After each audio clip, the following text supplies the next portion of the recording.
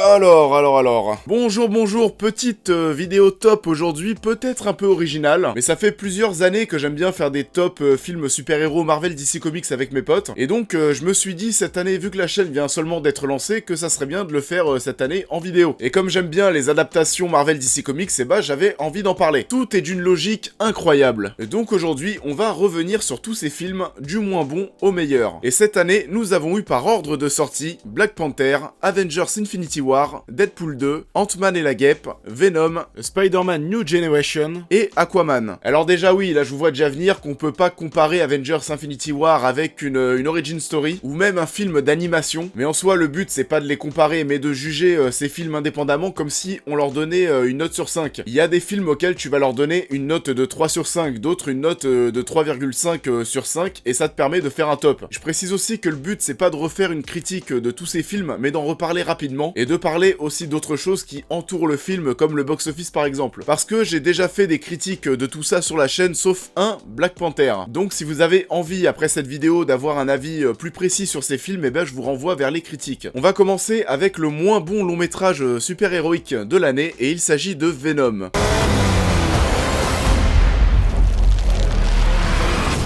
What the hell are you?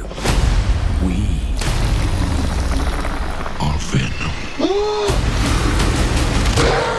Alors, sujet sensible. Il y a eu un énorme décalage entre la critique presse, la critique YouTube et la critique spectateur. Le film a pas mal divisé et en tout cas à mes yeux, il a étonnamment plu. Je reste sur mes positions, Venom n'est pas bon, il y a beaucoup de facilité scénaristique, ça ne tient pas forcément debout. Il avait déjà été pas mal charcuté au montage et d'ailleurs Tom Hardy s'en était plaint durant une interview. Mais la chose qui m'intéressait le plus autour de ce projet, eh ben ça allait être ses résultats au box-office. Mais je m'attendais à ce que le film tape entre les 500 et 600 millions de dollars de recettes, mais non, ça a tapé du 850 millions de dollars de recettes. Pour info, Spider-Man Homecoming, c'était du 880 millions de dollars, ce qui veut dire que c'est quasiment pareil. Venom a même mieux marché que les deux Amazing Spider-Man, donc ouais, c'est un truc de ouf. Donc oui, au vu des résultats, la suite va bel et bien arriver. Sony va bien garder au chaud la licence Spider-Man et ne refilera rien à Disney et Marvel. C'est comme ça, bon j'avoue, c'est un peu chiant parce que j'aimerais bien que Disney et Marvel puissent récupérer tout l'univers Spider-Man pour qu'ils puissent faire ce qu'ils veulent avec l'univers de Spider-Man et exploiter tout ce potentiel. Mais bon, ce sera pas le cas. À voir maintenant s'ils vont raccorder Venom avec le MCU, si Spider-Man sera dans Venom 2 et si Spider-Man version Tom Holland sera dans Venom 2 surtout. Et je précise d'ailleurs, et je me rappelle plus ce que j'avais dit dans ma vidéo, mais je m'en fous un petit peu que ce soit une version de Venom un peu édulcorée. C'est une adaptation, en soi les mecs font ce qu'ils veulent. Pour le personnage de Carnage, je suis un petit peu curieux de voir ça. Bon en tout cas voilà, c'est la saga que nous propose Sony. Peut-être que dans 10 ans nous aurons un reboot et une version plus dark, enfin voilà, on verra bien. Pour conclure,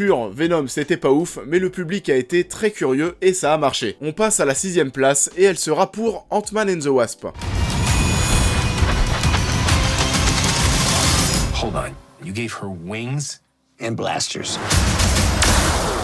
So I take it you didn't have that tech available for me. No, I did.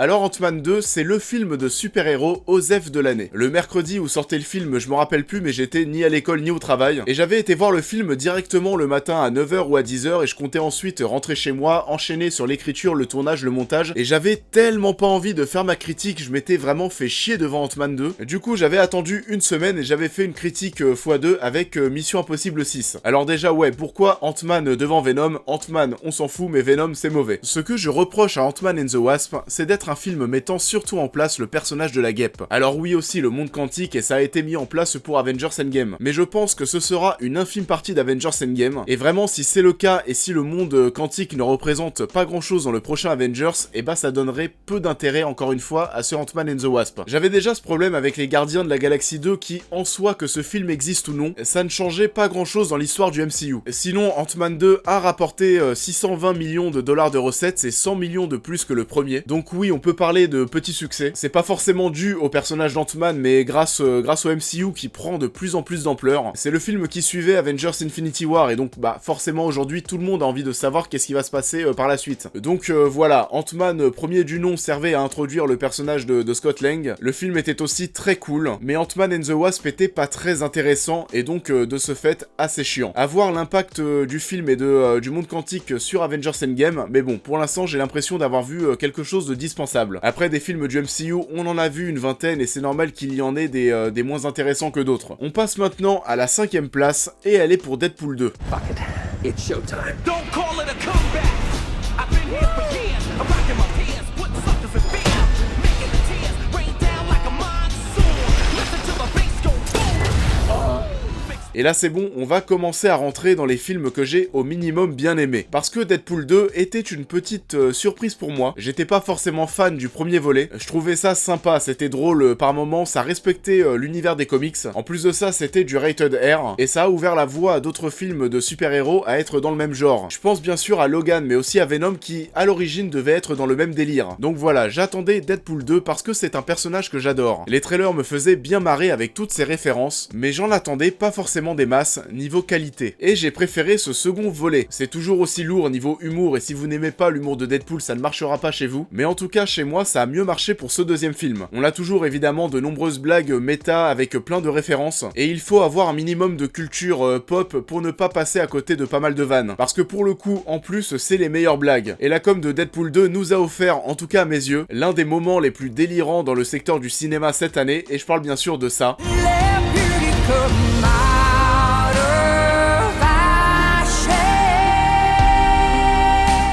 Et ce truc-là, c'était totalement fou. Que va devenir Deadpool à l'avenir? Vous n'êtes pas sans savoir que Disney a récupéré à la Fox les licences des 4 Fantastiques, des X-Men et de Deadpool. Et on n'en sait rien, mais je vois pas non plus Disney reboot le personnage. Déjà parce que Ryan Reynolds colle parfaitement au personnage de Deadpool. Il est aussi fou que lui. Donc voilà, on sait pas trop ce que va devenir le personnage. On sait qu'il y a un film X-Force qui devrait arriver. Un nouveau film solo sur Deadpool, c'est pas prévu et c'est pas forcément une mauvaise chose. Parce qu'on a déjà fait en quelque sorte le tour de la recette. Et aujourd'hui, l'intérêt c'est de voir Deadpool avec des gens, avec d'autres super-héros avec lui. Donc voilà, Deadpool c'était plutôt bien. Numéro 4, et peut-être une surprise pour beaucoup de personnes, mais il s'agit de Black Panther. Show me my respect and bow down. You get to decide what kind of king you are going to be. Don't freeze. I never freeze. Alors Black Panther, on n'en a pas parlé sur la chaîne parce que le film est sorti en février et que la chaîne a ouvert en mars. Mais je vais pas y aller par 4 chemins. À mes yeux, Black Panther fait partie des films surcotés de l'année. À mes yeux, cette année, il y a eu 2 longs métrages surcotés, Bohemian Rhapsody et Black Panther. Le film a été un succès monstrueux, a tapé les 1,3 milliard de dollars de recettes et est devenu le film solo de super-héros qui a le mieux fonctionné devant même Iron Man 3. Niveau com, Marvel et Disney ont été impériales, notamment aussi en nous vendant Black Panther et le Wakanda dans les bandes annonces d'Avengers Infinity War. Je pensais que ça allait taper du 900 millions, mais alors là, 1,3 milliard de dollars, waouh. Mais attention, c'est pas pour ça que je dis que c'est surcoté, je parle vraiment de la qualité du film. C'est un long métrage, sans plus, avec pas mal de choses qui n'étaient pas ouf. Et qu'il soit nommé aux Golden Globes dans la catégorie meilleur film dramatique, mais... what? Au bout d'un moment, faut un peu se calmer. Hein. Alors déjà, qualité, les musiques, la BO, etc. J'avais un peu peur avec Kendrick Lamar et The Weeknd d'avoir un gros côté US dans les musiques. Et au final, pas tant que ça, c'était intégré intelligemment et on avait surtout des sonorités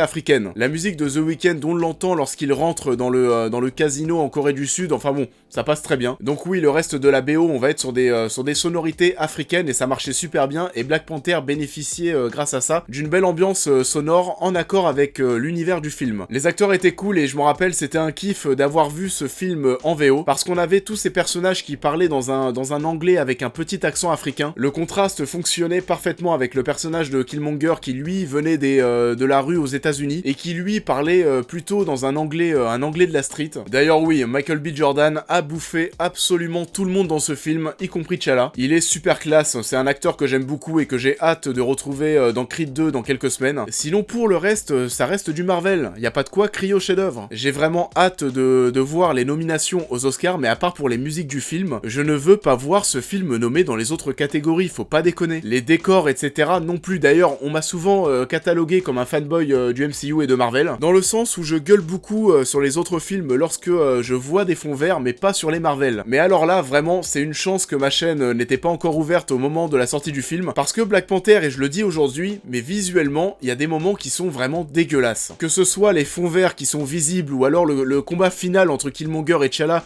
qui est en fait un combat final entre deux personnages 3D. Et j'aime pas ça parce qu'on voit vraiment à des kilomètres qu'il n'y a absolument personne dans les costumes. Un peu déçu aussi de Ryan Coogler qui nous avait offert une réalisation plus que surprenante pour le premier Creed. Je pense bien sûr notamment à ce plan séquence de plus de 4 minutes qui m'avait totalement laissé sur le cul lors de mon visionnage du film au cinéma. Là pour Black Panther et à part le combat qui va se dérouler dans le casino en Corée, j'ai pas ressenti la patte Ryan Coogler. Donc Black Panther c'était bien, il y a des défauts, des choses décevantes, et j'ai vraiment hâte de voir les nominations aux Oscars, mais je m'attends au pire. Numéro 3, et là aussi c'est une petite surprise parce que je pensais au début de l'année que ça allait être un film qui allait se retrouver en fin de classement, mais il s'agit d'Aquaman.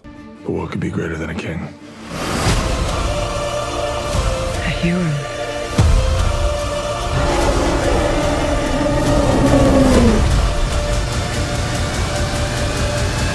Et ouais, surprenant. On en a parlé tout récemment, mais Aquaman, au-delà d'être un bon film, est aussi un film super généreux. Que ce soit en termes d'environnement découvert, de choix, de réalisation, de respect et d'amour de l'univers. Parce que bon, que ce soit Jason Momoa ou James Wan, on sent cet amour du personnage et cette envie de faire un bon film. Et pour toutes les personnes autour d'eux, ça devait être pareil. Et ouais, putain, c'était un bon kiff. Et je sais pas si j'aurai le temps d'aller de nouveau voir le film au cinéma, mais en tout cas, ouais, j'ai envie d'y retourner. On sait pas non plus, au moment où va sortir cette vidéo, si le film sera un énorme carton, mais je l'espère. Donc oui, Aquaman, et ça aussi c'était surprenant, mais c'est un film d'aventure. On a un super univers, de super décors. J'en parle dans ma vidéo critique, mais il y a tellement de références. Et d'ailleurs, mes autres collègues sur YouTube parlent même d'autres références. C'est dire à quel point le film est ultra référencé, il y en a vraiment dans tous les sens. Je suis assez content aussi qu'Aquaman se détache un petit peu du World of DC. Je pense que ça va être le cas pour tous les films de l'univers à partir de maintenant. Sauf énorme contre-performance au box-office, je pense qu'on y verra bien la suite, tout comme Wonder Woman. Concernant le reste, Superman, on n'en parle plus trop, Batman, ça a l'air de tourner un petit peu en rond. Mais en tout cas, avec cet Aquaman, j'y vois une petite lueur d'espoir pour DC Comics. Et bon, on va pas se mentir, si les films solo fonctionnent, je les vois pas passer à côté d'un nouveau volet de Justice League. Ça ferait peut-être pas de mal pour faire oublier le premier. Donc ouais, Aquaman, bah c'était pas dégueu et c'est même bien. Il manque un peu de personnalité au film pour le rendre très bon, mais c'est un film fait avec toutes les bonnes intentions du monde. Il est encore en salle actuellement et je vous pousse à y aller et à vous faire votre propre avis. On arrive aux deux meilleurs films de super-héros de l'année et il reste Spider-Man New Generation et Avengers Infinity War. Alors il faut savoir que j'ai beaucoup galéré pour choisir entre les deux. J'en reparlerai un peu plus en détail après, mais en prenant un peu de recul et en m'arrêtant seulement sur les films, je mets à la seconde place du podium Avengers Infinity War. I hope they remember you.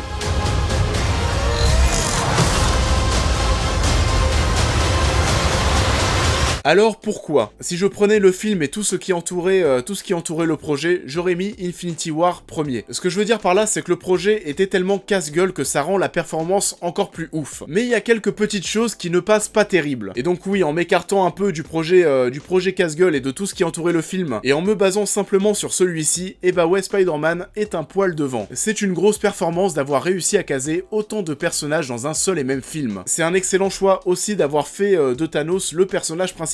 En plus de ça, il est très réussi et il est aussi super bien introduit avec ce combat avec Hulk, où tu vois concrètement qu'il est pas là pour blaguer. Le film est jouissif, il y a des moments qui sont vraiment mémorables et je pense à l'arrivée de Thor, Groot et Rocket au Wakanda.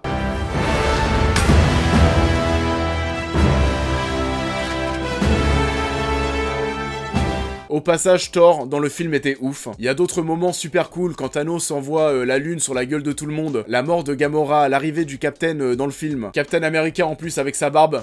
Mais non, au-delà de ça, je disais qu'il y avait des moments qui étaient cool, mais non, c'était putain d'épique. C'est assez incroyable d'avoir cette chance d'avoir 10 ans plus tard ce rassemblement de super-héros avec autant de budget vu comment c'est lucratif. Par contre, vraiment déçu que l'on n'ait pas eu ce plan. Pour Endgame, je veux le même plan, mais cette fois-ci avec tout le monde derrière Captain America. Genre vraiment tout le monde. Parce que ouais, les retrouver tous ensemble, c'était cool, et d'ailleurs, on a eu des rencontres entre des personnages qui étaient attendus, qui étaient à la fois drôles et super croustillants, c'est le mot. Du coup, croustillantes, des rencontres croustillantes. Doctor Strange avec Tony Stark, le Captain qui retrouve T'Challa, Hulk, Bruce Banner qui va retrouver Black Widow. Niveau défaut, je note une BO qui n'est pas hyper marquante, hormis le thème Avengers et la musique lors de la mort de Gamora. Et j'en avais parlé dans ma critique, mais les personnages, les super-héros se retrouvent un petit peu par magie à chaque fois. Quand ils se retrouvent sur Titan, ça fait assez gros et ça donne des moments assez décousus. Ce film reste un putain d'orgasme pour les fans de l'univers. Ça a tapé plus de 2 milliards de recettes, aujourd'hui c'est le 4e film de l'histoire qui a généré le plus d'argent. Endgame devrait être aussi dans ces eaux-là, voire même un peu plus. Mais encore une fois, ouais, très hâte d'arriver au mois d'avril et de voir la conclusion de cette saga. J'en avais déjà parlé dans ma critique d'Infinity War, mais encore une fois, je vous invite à faire attention à tous les contenus, théories, analyses de bande-annonce, etc. que vous allez voir. Et j'ai personnellement très hâte de voir le caméo de Stan Lee dans le film. Ça fait un peu chier de se dire qu'avec 6 mois de plus, il aurait pu voir ça, mais bon, j'espère que lorsqu'on le verra à l'écran, il y aura des vagues d'applaudissements qui se lanceront dans les salles. Bon, en tout cas, vivement Avengers Endgame, ça va être ouf, bien sûr. Mais en tout cas, oui, même avec tout ça, je mets à la première place Spider-Man New Generation. If I don't destroy the Collider, none of us will have a home to go home to. Remember, what makes you different Let's go! is what makes you Spider-Man. Officer, I love you. On a utilisé le mot rafraîchissant pour la promo d'Aquaman, mais ça collerait aussi parfaitement à ce nouveau Spider-Man. Déjà, on a eu de la chance qu'au mois de décembre, on a eu Aquaman et Spider-Man qui soient tombés, parce que ça a un petit peu redoré l'année super-héroïque au cinéma, parce que à part Avengers Infinity War, c'était pas ouf. Et Black Panther qui est surcoté. Donc déjà, premier truc surprenant au niveau du box-office, le film fait un petit bide dans pas mal de pays. Notamment en France, où lors de sa première semaine, il a seulement fait 220 000 entrées. Ça devrait finir autour des 500 000 entrées, et c'est assez étonnant parce que généralement les films d'animation ça marche plutôt bien. Astérix et le secret de la potion magique, ça a quasiment fait 1 million d'entrées en une semaine. Donc ouais, là pareil, en une semaine, 220 000 entrées pour Spider-Man, bah je me pose pas mal de questions. Et on peut voir que ouais, en effet, il y a des pays où la culture comics n'est pas forcément imprégnée dans nos veines comme aux US. Et donc ouais, c'est le cas chez nous en France, et au niveau des premiers chiffres, et bah ça se voit. J'espère que ce film permettra à d'autres héros Marvel et DC d'arriver dans nos salles de cinéma d'eux-mêmes en version animée avec autant d'ambition. On peut se dire que là ça ne prend pas parce que c'est un des premiers gros projets de films d'animation super-héros au cinéma, mais bon, début des années 2000, lorsque le Spider-Man de Sam Raimi arrive au cinéma, ça a pas empêché tout le monde de se ruer en salle pour aller le voir. Et c'est dommage parce que le film mérite vraiment de faire beaucoup plus d'entrées. Il est encore en salle, et si vous regardez cette vidéo, je pense que vous êtes un minimum intéressé par Marvel et DC. Si vous ne l'avez pas encore vu, courez-y, je pense que vous ne le regretterez pas. C'est bluffant, que ce soit artistiquement ou techniquement, c'est drôle, mais genre pas lourd du tout. C'est même assez mature. On y découvre Miles Morales, enfin au premier plan au cinéma, en attendant certainement une version live un jour. C'est putain d'ambitieux, il y a pas mal de choses à faire, et d'ailleurs Sony travaille déjà sur les suites, et je pense que ça peut vraiment devenir une belle saga de films d'animation à l'avenir. Et je le répète encore, la VF est bonne, ne vous arrêtez pas à Jiro Kipembe, on les entend quasiment pas. La bande originale est super, visuellement ça déchire, c'est bien écrit, et les relations entre les personnages étaient très bien travaillées. C'est assez original, ça fait vraiment comics animé, et on le sentait déjà venir depuis quelques mois au vu des trailers, mais ça s'est confirmé, le film est vraiment très bon, et fait l'unanimité que ce soit au niveau de la presse ou des spectateurs. C'est vraiment excellent, il y a vraiment peu de choses à lui reprocher, et donc oui, en tant que film lui-même, il mérite cette première place. Et si on m'avait dit ça au moment de la sortie d'Avengers Infinity War que j'avais été voir 3 fois en 4 jours, et bah je n'y aurais pas cru. Donc voilà, allez voir Spider-Man en salle, allez voir aussi Aquaman, les deux sont encore au cinéma actuellement. C'est une vidéo top qui reviendra certainement tous les ans si on a encore autant de films de super-héros qui sortent chaque année, mais ça m'éclate de parler de ça, de les classer, de refaire un point sur tout ce qui est sorti cette année, parce que le sujet m'intéresse. Et comme d'habitude, avant de partir, n'oubliez pas de liker la vidéo et de la partager. Dites-moi surtout dans les commentaires quel est votre top de l'année concernant les films Marvel DC Comics. Et pour les nouveaux, n'oubliez pas de vous abonner pour d'autres vidéos sur le sujet. Et en attendant, je pense que cette vidéo sortira le 24 décembre, donc je vous souhaite à tous un bon réveillon, mangez bien et à très vite.